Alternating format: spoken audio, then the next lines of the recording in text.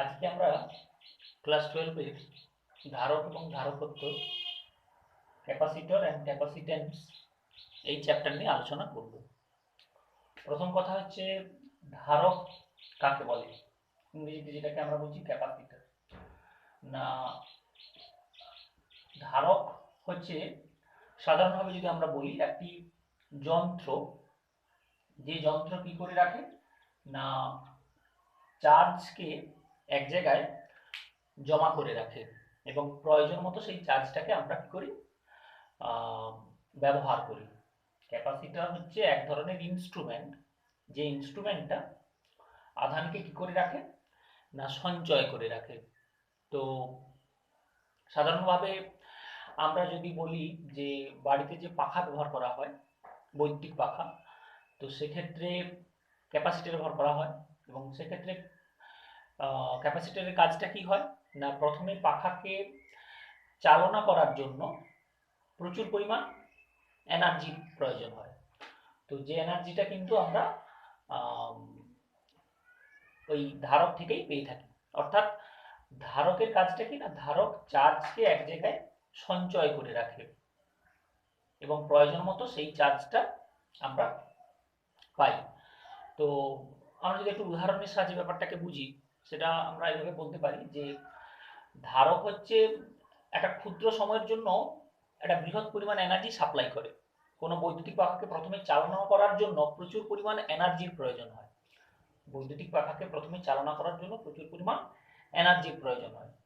তো সেক্ষেত্রে ওই ধারক কি করে না ওই এনার্জিটা সাপ্লাই দেয়, যেটা কিন্তু আমরা সুইচ অন করার সঙ্গে সঙ্গে ওই এনার্জিটা পাই না। তো ধারকের আরো কিছু ফাংশন আছে, সেগুলো আমরা এক এক করে জানবো। প্রথমে আমরা সহজভাবে যেটা আলোচনা করব সেটা হচ্ছে যে ধারক বা ক্যাপাসিটর হচ্ছে একটা যন্ত্র, যে যন্ত্র চার্জকে ইলেকট্রিক্যাল ফর্মে কি করে রাখে, স্টোর করে রাখে, ইলেকট্রিক্যাল এনার্জি হিসাবে চার্জটাকে স্টোর করে রাখে, সংগ্রহ করে রাখে, সঞ্চয় করে রাখে। সেই চার্জটাকে আমরা আমাদের প্রয়োজন মতো পরে ব্যবহার করি। আর ক্যাপাসিট্যান্স কি না ওই যে চার্জকে ধরে রাখার যে বৈশিষ্ট্য, সেটাকেই আমরা বলছি ক্যাপাসিট্যান্স বা ধারকত্ব। এটা হলো একবার সহজ একটা কথা যে ধারক কাকে বলে এবং তার ধর্মকে আমরা ধারকত্ব বলি। তো এবার যদি আমরা এটাকে একটু আলোচনা করি যে আমরা ধরে নিচ্ছি একটা গোলাকার পরিবাহী আমি নিয়েছি, তো একে প্লাস কিউ আধান দেওয়া হয়েছে। তো আমরা ধরে নিচ্ছি একটা নির্দিষ্ট দূরত্বে ওর বিভব আমরা ক্যালকুলেশন করতে পারি, ইলেকট্রিক ফিল্ড আমরা ক্যালকুলেশন করতে পারি একটা নির্দিষ্ট দূরত্বে আর কি। তো বলা হচ্ছে একটা গোলাকার পরিবাহীকে আমি কিউ পরিমাণ আধান দিয়েছি এবং আমরা ধরে নেই যে এই আধানটা গোলকের কেন্দ্রে কেন্দ্রীভূত আছে, বিন্দু আধানের জন্য আমরা ক্যালকুলেশন করছি। তাহলে একটা গোলাকার পরিবাহীকে যদি আধান দেওয়া হয়, সেই আধানের জন্য কোন একটা বিন্দুতে আমরা বিভব বের করতে চাইছি। তো সাধারণভাবে দেখা যায় এই যে কিউ আর ভি এরা পরস্পর সমানুপাতিক সম্পর্কযুক্ত।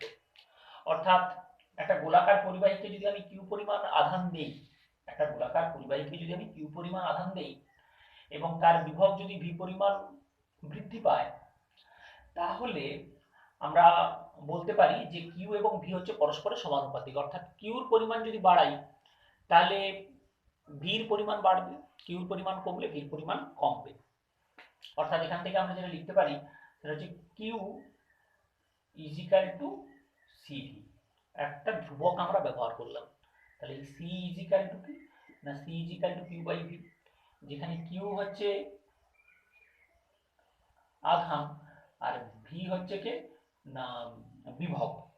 বিভব বৃদ্ধি বা বিভব পার্থক্য আমরা যাই বলি না কেন, তাহলে মূল কথা কি না কোনো পরিবাহীর বিভব বৃদ্ধি করার জন্য যে পরিমাণ আধান দেওয়া হয় সেটাই হচ্ছে তার ধারকত্ব। বা এটাকে যদি আমরা এভাবে বলি, ভিটাকে যদি আমরা 1 করে দিই, ভিটাকে আমরা 1 করে দিলাম, তাহলে আমরা কি বলবো যে কোনো পরিবাহীর বিভব 1 একক বৃদ্ধি করব, কোনো পরিবাহীর বিভব 1 একক বৃদ্ধি করব, তাহলে ওই পরিবাহীর কে যে পরিমাণ আধান দিতে হয় সেটাই হচ্ছে তার ধারকত্বের সমান।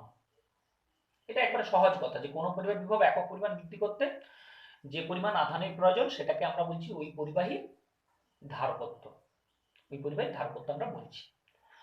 তো প্রথমেই বলছি ধারক হচ্ছে একটা যন্ত্র যার সাহায্যে আমরা আধানকে সঞ্চয় করে রাখি। এবার আধানকে কিভাবে সঞ্চয় করে রাখি, ধারক কত রকমের হয়, সেগুলো আমরা ধীরে ধীরে চ্যাপ্টারের মধ্যে যখন যাব এক এক করে আলোচনা করব। তো এখান থেকে আমরা একটা ধারণা পেলাম যে কোনো পরিবাহীর ধারকত্বকে আমরা সি দ্বারা প্রকাশ করছি এবং সি ইজ ইকুয়াল টু কি না কিউ বাই ভি। তাহলে এখন স্বাভাবিকভাবে একটা প্রশ্ন আসতে পারে যে কোনো পরিবাহীর ধারকত্ব কোন কোন বিষয়ের উপর নির্ভর করে, না কিউ এর উপর নির্ভর করে, ভি এর উপর নির্ভর করে, ভির উপর নির্ভর করবে। কোন পরিবাহীর ধারকত্ব কোন বিষয়ের উপর নির্ভর করবে, কিউর উপর নির্ভর করবে, ভির উপর নির্ভর করবে। যদি আমরা এটা বলি তাহলে কিন্তু এটা ভুল বলা হবে, যে একটা পরিবাহীর ধারকত্ব, একটা পরিবাহীর যে ধারকত্ব সেটা কিন্তু কিউ বাই ভির উপর নির্ভর করে না, সেগুলো অন্য বিষয়ের উপর নির্ভর করে। প্রথমেই আমাদের এটা মনে রাখতে হবে যে কোনো পরিবাহীর ধারকত্ব সি কিন্তু এই কিউ বাই ভি আছে মানেই আমি বলে দিলাম কিউর উপর নির্ভর করে ভির উপর নির্ভর করে, তা কিন্তু নয়। কিউর উপরও নির্ভর করে না, ভির উপর নির্ভর করে না। কি কোন কোন কোন বিষয়ের উপর নির্ভর করে এগুলো, না এক হচ্ছে এই যে গোলাকার পরিবাহীটা আমি এখানে নিয়েছি, গোলাকার পরিবাহী সবসময় নিতে হবে তার কোনো মানে নেই, আমরা এভাবেও একটা পরিবাহী ব্যবহার করতে পারি। মূল কথা হচ্ছে যে আমি যে পরিবাহীটা নিয়েছি তার ক্ষেত্রফলের উপর নির্ভর করবে, ক্ষেত্রফল, তার ক্ষেত্রফল এবং আকৃতি। অর্থাৎ এই যে গোলাকার পরিবাহীটা নিয়েছি তার ক্ষেত্রফল কত, তার ক্ষেত্রফল যদি বেশি হয় তাহলে ধারকত্ব একরকম হতে পারে, তার আকার বা আকৃতির উপর এটা নির্ভর করবে ধারকত্ব, এটা এক নম্বর হতে পারে। দু নম্বর হচ্ছে এই পারিপার্শ্বিক মাধ্যমে কি রয়েছে, অর্থাৎ আমি বলতে পারি যে এই যে গোলাকার পরিবাহীটা নিয়েছি সেটা বায়ু মাধ্যমে রাখতে পারি, আবার এই গোলাকার পরিবাহীটাকে আমি কে পরাবিদ্যুৎ একটা মিডিয়ামও রাখতে পারি। তাহলে কোনো গোলাকার পরিবাহীকে যদি আমি কোনো কে পরাবৈদ্যুতিক ধ্রুবক বিশিষ্ট মাধ্যমে রাখি তাহলে সেক্ষেত্রে কিন্তু তার ধারকত্বটা চেঞ্জ হবে। অর্থাৎ আমরা যেটা এখান থেকে বলতে পারি সেটা হচ্ছে মাধ্যমের প্রকৃতি, তার উপরও কিন্তু নির্ভর করছে। আর কি, আর হচ্ছে অন্যান্য পরিবাহীর উপস্থিতি, মানে আমি এই পরিবাহীটাকে গ্রাউন্ড করতে পারি তাহলে এক রকমের ধারকত্ব হতে পারে, গ্রাউন্ড না করলে এক রকমের ধারকত্ব হতে পারে। অর্থাৎ আমি বলবো যে কোনো গ্রাউন্ড বা আর্থিং করা আছে কিনা, হ্যাঁ, সেই সমস্ত বিষয়ের উপর নির্ভর করে। তাহলে আমরা যেটা মূল বিষয় আলোচনা করতে চাইছি যে ধারকত্ব মূলত কোন বিষয়ের উপর নির্ভর করে, না পরিবাহীর এই ক্ষেত্রফলের উপর নির্ভর করতে পারে, তার আকৃতির উপর নির্ভর করতে পারে, মাধ্যমের প্রকৃতির উপর নির্ভর করতে পারে, অন্যান্য পরিবাহীর উপস্থিতির উপরও কিন্তু এগুলো নির্ভর করে। আচ্ছা, নেক্সট আমরা যে বিষয়টা আলোচনা করতে চাইছি সেটা আমরা জেনেছি যে সি ইজ ইকুয়াল টু হচ্ছে কিউ বাই ভি। এই সি কিন্তু একটা স্কেলার রাশি, ধারক হচ্ছে, এই ধারকত্বটা হচ্ছে কিন্তু একটা স্কেলার কোয়ান্টিটি, এর কিছু একক আছে, সেই এককগুলো যদি আমরা জানি, যদি আমি প্রথমে এসআই এককের কথা বলি তো কিউর একক কি হয় কুলম আর ভির একক ভোল্ট, তো এইটাকে আমরা ফ্যারাড বলি আর ফ্যারাড। এসআই পদ্ধতিতে ধারকত্বের এককে আমরা বলি কি ফ্যারাড, আর যদি আমি সিজে সিস্টেমে বলি তখন এইটাকে আমরা বলি স্ট্যাট ফ্যারাড, স্ট্যাট ফ্যারাড, এটাকে আমরা এফ দ্বারা প্রকাশ করি, স্ট্যাট ফ্যারাড যেটাকে আমরা এফ দ্বারা প্রকাশ করব। তাহলে এসআই পদ্ধতিতে এককটা কি, এইটা মনে রাখবো ফ্যারাড, আর এইটাকে কি মনে রাখবো, এটা হচ্ছে স্ট্যাট ফ্যারাড আমরা বলবো আর কি। তো ফ্যারাড হচ্ছে একটা বড় একক, তো ফ্যারাডের আরো কিছু ছোট একক আমরা ব্যবহার করি। তো একটা আমরা যেটা ব্যবহার করি সেটা হচ্ছে মিউ এফ ব্যবহার করি একটা, যেটাকে আমরা মাইক্রো ফ্যারাড বলি। তো 1 মিউ এফ সমান হচ্ছে 10⁻⁻⁶ ফ্যারাড, এইটা আমরা একটা মনে রাখবো। আর একটা হচ্ছে পিকো ফ্যারাড, পিএফ, সেটা হচ্ছে 10⁻⁻12 ফ্যারাড, 1 পিএফ সমান। আর 1 যদি ন্যানো ফ্যারাড বলি তাহলে 10⁻⁹ ফ্যারাড। এগুলো সাধারণত থাকে আর কি, এটা আমাদের একটু এখান থেকে মনে রাখতে হবে। আর এই যে ফ্যারাড আর স্ট্যাট ফ্যারাড এদের মধ্যেও একটা সম্পর্ক আছে আর কি, ফ্যারাড এবং স্ট্যাট ফ্যারাড এদের মধ্যেও একটি সম্পর্ক আছে। তো সম্পর্কটা কি, সম্পর্কটা হচ্ছে 1 ফ্যারাড, 1 ফ্যারাড সমান যে সম্পর্কটা হয় সেটা হচ্ছে 9 × 10⁻11, 9 × 10⁻11 স্ট্যাট ফ্যারাড। এইটা আমরা একটু মনে রাখবো যে 1 ফ্যারাড সমান হচ্ছে 9 × 10⁻11 স্ট্যাট ফ্যারাড। তাহলে এইগুলো হচ্ছে ফ্যারাডের কিছু একক, এবং সিজিএস এবং এসআই পদ্ধতিতে এদের যে সম্পর্ক সেইগুলো হচ্ছে এইটা এর বিষয়।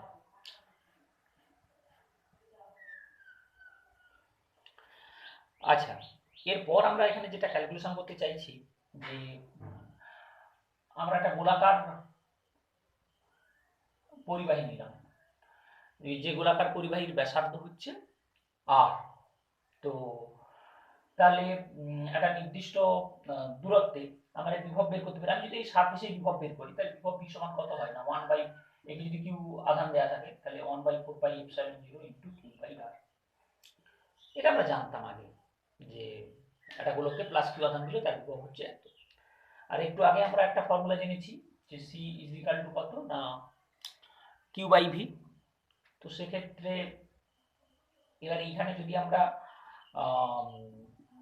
Q/Vর মানটা এখানে আমরা যদি বসিয়ে দিই তাহলে কি আসবে, ওই ভির জায়গায় এইটা উপরে উঠে যাবে 4πε0 × r, আর কিউটা উপরে আসবে, এই কিউ কিউ কেটে গেলে যেটা আসবে 4πε0 × r, এটা হচ্ছে সি। অর্থাৎ আমরা বলতে পারি যে আর ব্যাসার্ধের কোনো গোলকের ধারকত্ব সি সমান কত 4πε0 × r। এবার 4πε0 এর মান আমরা জানতাম 1/4πε0 এর মান ছিল কত 9 × 10⁹, তাহলে 4πε0 এর মান কত হবে 4πε0 এর মান হবে 1 × 10⁹। তো এখানে যদি আমরা মানটা বসিয়ে দিই তাহলে এটা কত হবে r/9 × 10⁹। এটা হচ্ছে সির মান আমরা এখান থেকে পাচ্ছি আর কি। তার মানে আমাকে যদি বলে দেয় যে একটা গোলকের ব্যাসার্ধ ধরো 1 মিটার, তাহলে তার ধারকত্ব কত হবে না, তাহলে এখানে আর এর জায়গায় 1 বসিয়ে দেবো, আর এর জায়গায় 1 বসিয়ে দেবো, বসিয়ে এটাকে ক্যালকুলেশন করলে যা হবে সেটা ফ্যারাড এককে হবে আর কি। তো একই রকম ভাবে যদি কোথাও বলা থাকে যে পৃথিবীর ব্যাসার্ধ ধরো দেওয়া আছে 6400 কিলোমিটার, পৃথিবীর ব্যাসার্ধ কত দেওয়া আছে 6400 কিলোমিটার, তো পৃথিবীর যদি আমরা ধারকত্ব বের করতে চাই তাহলে কত হবে, ওই পৃথিবীর ধারকত্ব সি সমান কত হবে 6400 যে কিলোমিটার আছে ওটাকে আমরা মিটারে করে নিলাম, আর বাই 9 × 10⁹, 9 × 10⁹। তো এটা যদি আমরা ভাগ করি যেটা আসবে সেটা হচ্ছে 711.1 × 10⁻⁻6, বা এটাকে আমরা বলি 711 μA বা 711 মাইক্রোফ্যারাড। তার মানে পৃথিবীর ধারকত্ব কত এলাম 711 μA, যেটা অত্যন্ত একটা ক্ষুদ্র মান আর কি। তো দেখা গেছে এইভাবে যে এইগুলোকে আমরা বলি গোলাকার ধারকত্ব আর কি, গোলকীয় ধারকত্ব আর কি, স্ফেরিক্যাল ক্যাপাসিটেন্স। এইগুলোকে আমরা কি বলি স্ফেরিক্যাল ক্যাপাসিটেন্স বা গোলকীয় ধারকত্ব আর কি। তো এক্ষেত্রে ধারকত্বের মানটা খুব কম হয় অ্যাকচুয়ালি, সেই জন্য স্ফেরিক্যাল ক্যাপাসিটেন্সটা রিজেক্টেড হয়ে গেছে, মানে এইগুলোর দ্বারা যে ধারকত্ব আমরা পাই সেগুলো ব্যবহার তার মানটা খুব কম হয় আর কি। সেই জন্য আমরা পরবর্তীকালে অন্য ধরনের ধারকত্ব নিয়ে আলোচনা করব। এখানে আমরা উদাহরণ হিসেবে একটা আলোচনা করলাম যে একটা গোলাকার পরিবাহীর ধারকত্ব এখান থেকে পেতে পারি, এবং পৃথিবীর ধারকত্বগুলো সেটা হচ্ছে এই মানটা আমরা পেতে পারি এখান থেকে। আচ্ছা, এইবার আমরা যে বিষয়টা আলোচনা করতে চাইছি সেটা হচ্ছে যে ধারকত্ব, আমরা একটা গোলকীয় ধারকত্ব নিয়ে এত সময় করলাম, আর এক ধরনের স্পেশাল যে ধারকত্বটা হয় যেটা নিয়ে আমরা এই চ্যাপ্টারে সব থেকে বেশি আলোচনা করব সেটা হচ্ছে সমান্তরাল পাত ধারকত্ব। সেটা হচ্ছে সমান্তরাল পাত ধারকত্ব। অ্যাকচুয়ালি এখানে দুটো এরকম প্লেট ব্যবহার করা হয়, দুটো এরকম প্লেট, এটা এরকম দুটো প্লেট ব্যবহার করা হয়, ঠিক আছে। তো এবার এর সঙ্গে একটা ব্যাটারি কানেক্ট করে দেওয়া হয়, করে দিয়ে এইটাকে আমরা প্লাস কিউ আধানে আহিত করে দেই, আর এটাকে আমরা মাইনাস কিউ আধানে আহিত করি, করে একটা কি করা হয় না ধারক তৈরি করা হয়।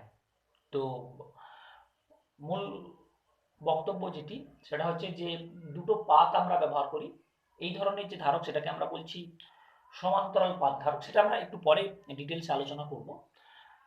এখানে আমরা যেটা বলতে চাইছি সেটা হচ্ছে যে দুটো পাশাপাশি পাত, তাদের মধ্যে একটা নির্দিষ্ট দূরত্ব থাকে। তো একটা পাতকে আমি ব্যাটারির সাহায্যে প্লাস কিউ আধানে আহিত করলাম, আরটা মাইনাস কিউ আধানে আহিত করলাম। একটাতে প্লাস হলে আর অন্যটাতে তার ঠিক সমান এবং বিপরীত মাইনাস কিউ আধানে আমি কি করলাম না আহিত করলাম। তো এক্ষেত্রে যে ধারকত্বের মান আমরা ক্যালকুলেশন করতে পারি, কিন্তু আমরা এটা ক্যালকুলেশন না করে আমরা একটা অন্য জিনিস ক্যালকুলেশন করছি। সেটা কি না, সেটা হচ্ছে যে একটা আহিত পরিবাহীকে যদি প্লাস কিউ পরিমাণ আধান দিতে হয়, তো সেক্ষেত্রে কৃতকার্য করতে হয়। সেই কৃতকার্যের রাশিমালাটা আমরা বের করতে চাইছি। তো আমরা ওই সমান্তরাল পাত ধারকটাকে এইভাবে ব্যবহার করতে পারি যে এটা একটা পাত, এটা একটা পাত। পাত মানে ত্রিমাত্রিক না দেখে আমরা এইভাবে একটা রেখার সাহায্যে দেখাচ্ছি। তো ব্যাটারির সাহায্যে যুক্ত করে কি করতে হয়, এটাকে আমরা এখান থেকে চার্জটা নিয়ে আসি। তো এটাকে এরকম প্লাস কিউ আধানে আহিত করা হয়, আর এটা মাইনাস কিউ আধানে আহিত করা হয়। কি করে করা হয় না, এখান থেকে আমরা কি করি, এই প্লাস আছে এখান থেকে ইলেকট্রনগুলো নিয়ে নিয়ে এসে এইখানে আমরা জমা করি। তার মানে এখান থেকে ইলেকট্রন নিয়ে নিই মানে এখানে প্লাস হয়ে যায়, আর যতগুলো ইলেকট্রন এখানে যায় এখানে মাইনাস হয়। দুটো একই রকম মানে একই ক্ষেত্রফল এবং একই একই মাধ্যম। অবশ্যই দুটো প্লেট নিয়েছি, নিয়ে এটাকে প্লাস আধান দিয়েছি আর এটাকে মাইনাস আধান দিয়েছি। এটা ধারক যে কীভাবে তৈরি করা হয় তার একটা পদ্ধতি। তো এইভাবে যে চার্জ করতে হচ্ছে, সেই চার্জ করার জন্য আমাকে একটা কার্য করতে হচ্ছে। সেই কার্যটা আমরা বের করতে চাইছি, যেটা আমরা হেডিং যদি এভাবে বলি যে আহিত পরিবাহীর স্থিতিশক্তি। অর্থাৎ আমরা যেটা বলবো যে কোনো পরিবাহীকে আধান দেওয়ার সময় কিছু পরিমাণ কার্য করতে হয়, ওই কার্যটাই ওর মধ্যে একটা জমা থাকে আর কি, পোটেনশিয়াল এনার্জি হিসাবে। সেই এই শক্তিটাকে আমরা বের করতে চাইছি।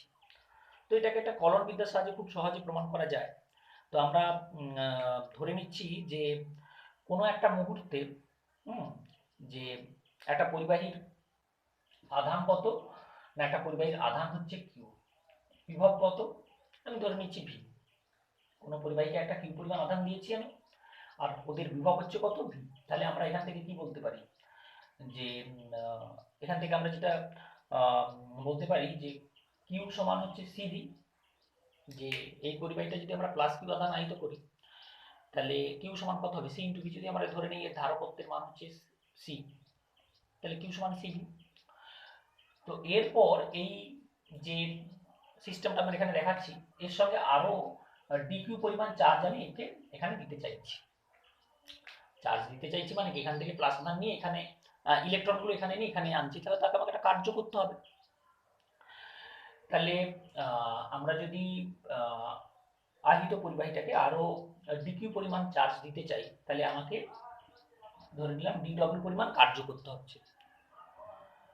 তাহলে আমরা কি লিখবো না, এই কৃতকার্য ডিডব্লিউ সমান কি হবে না, আমরা জানতাম কৃতকার্য সমান হচ্ছে আধান ইন্টু বিভব। এখানে আধান কত কিউ, আধান কত আধান আধান আধান ইন্টু বিভব প্রভেদ। তাহলে আমি এখানে ডিকিউ পরিমাণ চার্জ দিচ্ছি, তাহলে আধানটা লিখলাম ডিকিউ, আর বিভব এখানে কত, বিভব আমি এখান থেকে পেয়ে যাবো, কিউ সমান সিভি লিখেছি। তাহলে বিভব ভি সমান কত হবে, কিউ বাই সি। এইখান থেকে আমি কি করলাম, ভির মানটা বের করলাম কিউ বাই সি। তাহলে মানে মূল যেটা আমরা বলতে চাইছি যে একটা আহিত পরিবাহীর প্রথমে কিউ পরিমাণ আধান ছিল, বিভব ছিল ভি, তাহলে কিউ সমান সিভি। এরপর ওই পরিবাহীটাকে আরো আমরা ডিকিউ পরিমাণ চার্জ দিতে চাইছি, আরো ডিকিউ পরিমাণ চার্জ দিতে চাইছি। তাহলে কৃতকার্য ডিডব্লিউ সমান কত হবে না, আধান ইন্টু বিভব প্রভেদ। আধান আমার ছিল আগে একটা বিভব ছিল, এই ভি সমান কিউ বাই সি এখান থেকে পেয়েছি, বিভব ভি সমান কত কিউ বাই সি, আর আধান কত দিয়েছি ডিকিউ, তাহলে dQ into Q by C. এটা হচ্ছে কৃতকার্য। এবার আমরা যদি বলি যে এই পরিবাহীটাকে আমি কিউ পরিমাণ আধানে আহিত করতে চাই, তাহলে মোট কৃতকার্য কত হবে ওটাকে ইন্টিগ্রেট করব, এটা ডব্লিউ আসবে, আর ইন্টিগ্রেশনের লিমিট কত আসবে, এটা 0 টু কিউ আসবে। তো এটাকে ইন্টিগ্রেশন লিমিট করে দিলে যেটা আলটিমেটলি আসবে সেটা হচ্ছে হাফ ওই কিউ স্কোয়ার ইন্টু সি। এটা জাস্ট একটা ইন্টিগ্রেশনের পদ্ধতি। ডি কিউ ইন্টু কি ইন্টিগ্রেশন করলে কত আসবে, হাফ কিউ স্কোয়ার সি। এইটা আমরা মনে রাখতে চাইছি। এটা কি ফর্মুলা?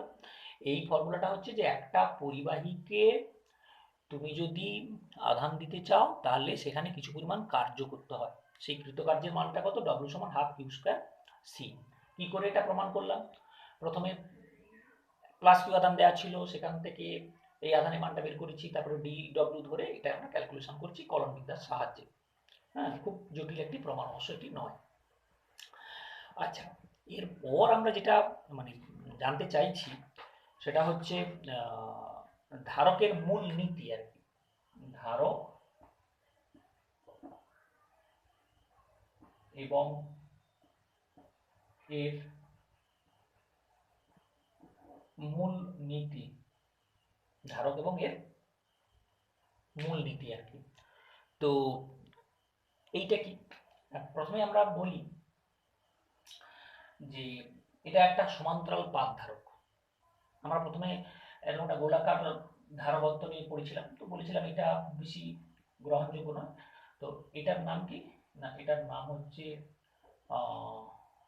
সমান্তরাল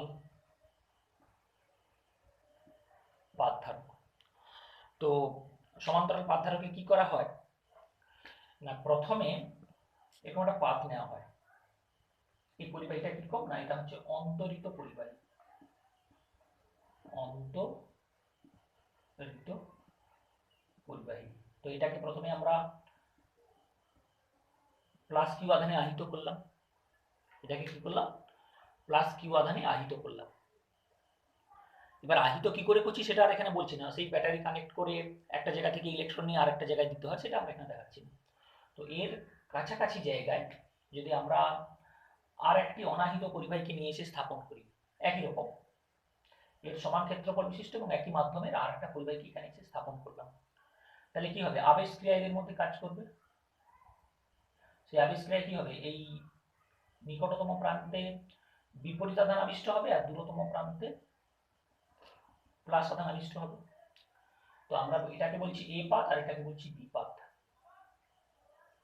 তাহলে এখন যদি আমরা এ পাতের বিভবটা ক্যালকুলেশন করতে চাই, এ পাতের যদি আমরা বিভবটা ক্যালকুলেশন করতে চাই তাহলে আমরা কি বলবো, এ পাতের বিভব, এই এ পাতে একটা প্লাস আধান আছে তার জন্য হতে পারে, এখানে মাইনাস আধানের জন্য একটা হতে পারে, আবার এই প্লাস আধানের জন্য হতে পারে। তো আমরা যেটা দেখবো সেটা হচ্ছে প্লাস আধানের জন্য বিভব বাড়বে, মাইনাস আধানের জন্য বিভবটা কমে যাবে, আবার প্লাসের জন্য বাড়বে। আবার এই প্লাসটা কিন্তু একটু দূরে আছে, তার মানে এর প্রভাবটা একটু কম। তার মানে আলটিমেটলি যদি আমরা হিসাব করি তাহলে দেখবো এখানে এই পাতটা নিয়ে আসার আগে ওই এ পাতের বিভব যা ছিল, বি পাত যখন এখানে থাকবে না তখন এ পাতের যা বিভব শুধু এই প্লাসের জন্য, আর যদি বি পাতটা নিয়ে আসি এ এবং বিতে মোট যে আধান তার জন্য যদি আমরা বিভবটা বের করি তাহলে দেখবো যে পরে কিন্তু এই দুটো পাতের মধ্যে বিভবটা দ্বিতীয় ক্ষেত্রে কম। আমি কথাটা আবারও বলছি, শুধু এ পাত ব্যবহার করলে যে বিভব হতো, যদি এ পাতের কাছে এই বি পাতটা নিয়ে আসি তাহলে এই মাইনাস প্লাস এই দুটো এর সঙ্গে অ্যাড হবে, তাহলে সেক্ষেত্রে এই পাতের বিভবটা কিন্তু আগের থেকে কমে যাবে। তার মানে একটা জিনিস আমরা বুঝলাম যে এ পাতের কাছে অন্য আরেকটা পরিবাহী আনলে তাদের সম্মিলিত যে বিভব সেটা আগের থেকে কমে যায়। কেন কমে যায় না, এখানে মাইনাস আছে প্লাস আছে, তাহলে মাইনাসের জন্য কমছে প্লাসের জন্য বাড়ছে, কিন্তু মাইনাসের প্রভাবটা বেশি কারণ এই কাছে আছে, তার মানে আলটিমেটলি বিভবটা কমছে, আলটিমেটলি বিভবটা কমবে। এখন বিভব যদি কমে যায় তাহলে C is equal to Q by V, তাহলে ভি কমছে মানে সি বাড়ছে, তার মানে বেশি পরিমাণ আমি আধান দিতে পারবো এবং সেক্ষেত্রে ধারকত্বের মান কি হবে, বেশি হবে। ভির মান কমছে মানেই হচ্ছে ধারকত্বের মান বাড়ছে। আচ্ছা, এরপর যদি আমরা এই সিস্টেমটাকে গ্রাউন্ড করে দেই তাহলে কি হবে, এইখানে যত প্লাস আধান আছে সব কি হয়ে যাবে, আমরা এই প্লাস আধানগুলো এই ভূপৃষ্ঠে চলে আসবে। তো প্লাস আধানগুলো যদি ভূপৃষ্ঠে চলে আসে তাহলে সেক্ষেত্রে কি হবে, তখন এই প্লাস আধানের প্রভাব আর থাকবে না, তখন এই পাতের বিভব হচ্ছে এইখানে প্লাস আর এইখানে মাইনাসের জন্য বিভবটা হবে। সেক্ষেত্রে এই C is equal to Q by V, এই ভির মান আরো কমে যাবে। কেন কমে যাবে না, তখন এই প্লাস যে আধানটা ছিল তার প্রভাব থাকলো না, শুধু ওই প্লাস আর মাইনাসের জন্য বিভব হবে। তাহলে প্লাসের জন্য একটা বিভব আর মাইনাসের জন্য যে বিভব সেটা নেগেটিভ, তারপর আলটিমেটলি এ আর বি পাতের যে বিভব সেটা আগের থেকে কমে গেল। তার মানে একটা অন্তরিত পরিবাহী প্রথমে ছিল, তাকে আধান দিয়েছিলাম, এবার তার কাছে যদি আমরা আর একটা পরিবাহী নিয়ে তাকে এসে গ্রাউন্ড করে দিই, তাহলে আলটিমেটলি যে সিস্টেমটা আমরা পাবো তার বিভবটা কিন্তু আগের থেকে অনেক কমে যাবে, আর বিভব কমে যাওয়ার অর্থ হচ্ছে ধারকত্বটা বাড়বে। তো এটাই হচ্ছে ধারকের মূল নীতি, এটাই হচ্ছে ধারকের মূল নীতি।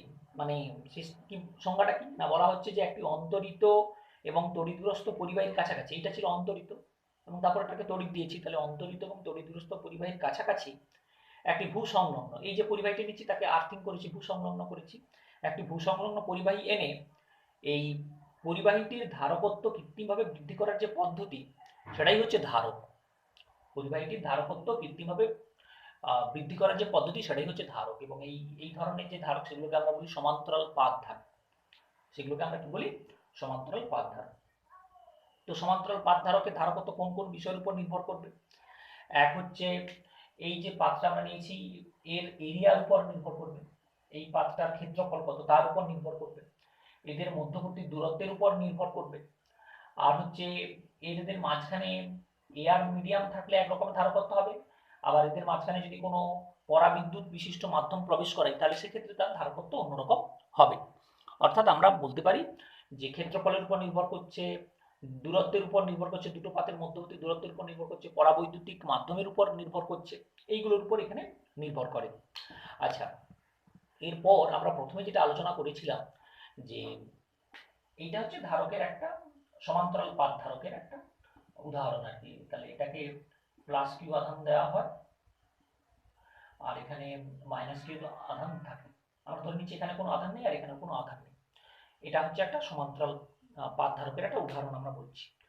তো প্রথমে কি করা হয় না, প্রথমে এই ধারকটাকে চার্জ দেওয়া হয়, চার্জ দিয়ে সেটাকে চার্জিং করা হয়, আধান প্রথমে সংগ্রহ করা হয়, তো সেই পদ্ধতিটাকে আমরা বলি চার্জিং প্রসেস।